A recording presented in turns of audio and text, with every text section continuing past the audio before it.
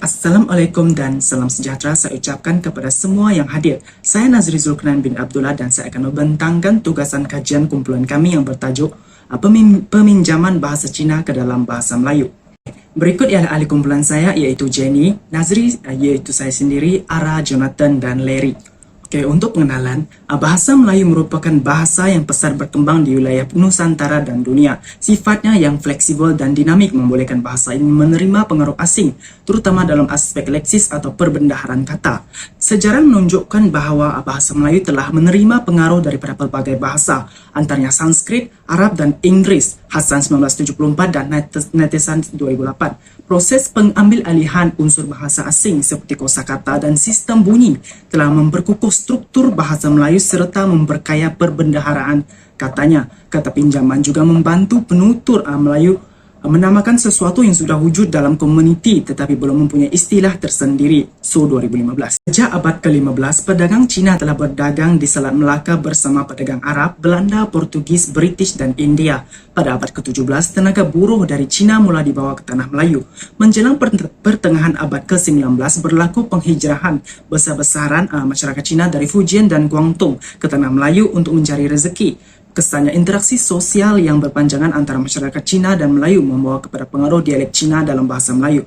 Oleh itu, kajian ini bertujuan untuk mengenal pasti kata pinjaman daripada bahasa Cina dalam bahasa Melayu dan mengkategorikan kata pinjaman tersebut mengikut golongan kata dalam bahasa Melayu. Hasil kajian ini menunjukkan bahawa terdapat 3 golongan kata utama yang dikenal pasti daripada kajian lepas dan dipengaruhi oleh bahasa Cina, iaitu kata nama, kata kerja dan kata adjektif, manakala kata sendi nama tidak ditemukan dalam kajian lepas.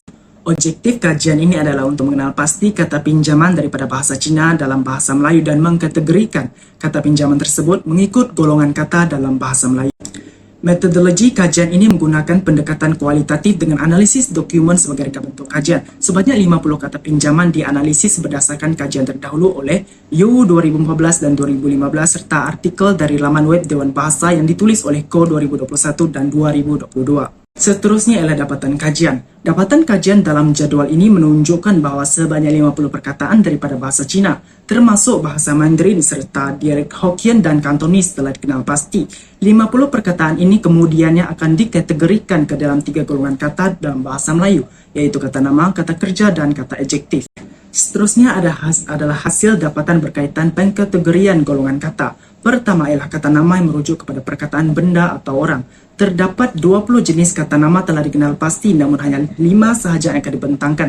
Contohnya perkataan mihun iaitu sejenis mi, perkataan nyonya merujuk pada gelaran penghormatan untuk wanita Cina, peranakan. Angpau pula ialah sejenis sampul merah berisi wang. Cakoi pula ialah sejenis makanan goreng dan tanglong merupakan sejenis lampu perayaan. Kelima-lima contoh perkataan ini berasal daripada dialek Hokkien yang diserap masuk ke dalam bahasa Melayu. Seterusnya ialah kata kerja yang menunjukkan perbuatan. Terdapat 15 kata kerja yang berjaya dikenal pasti tetapi hanya 5 sahaja yang akan dibentangkan. Contohnya perkataan ciak bermaksud makan. Tapau ialah perbuatan membungkus ataupun membawa pulang makanan. Ciang pula ialah perbuatan memanjat ataupun menaiki. Soja pula merujuk kepada perbuatan menunduk ataupun mengalah dan yumca ialah perbuatan minum teh. Perkataan ciang soja diambil dari dialek Hokkien manakala tapau dan yumca diambil dari dialek Kantonis.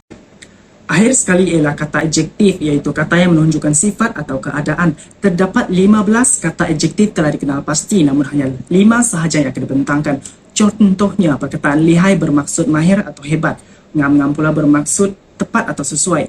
Kamceng ialah merujuk kepada hubungan akrab. Cincai pula bermaksud santai atau tidak terlalu mengambil berat. Dan ong membawa makna keberuntungan ataupun kemakmuran. Kata lihai dan cincai berasal daripada bahasa Mandarin dan kata ngam-ngam dan kamceng berasal dari dialek Kantonis. Dan perkataan ong pula berasal daripada dialek Hokkien. Kesimpulannya, kajian ini membuktikan bahawa kata pinjaman daripada bahasa Cina memainkan peranan penting dalam memperkayakan kosakata bahasa Melayu. Penyesuaian kata-kata ini dalam struktur dan tata bahasa Melayu menunjukkan hubungan erat antara masyarakat Cina dan Melayu dari aspek sejarah, budaya dan perdagangan. Oleh itu sahaja pembentangan dari saya sebagai wakil kumpulan. Sekian, terima kasih.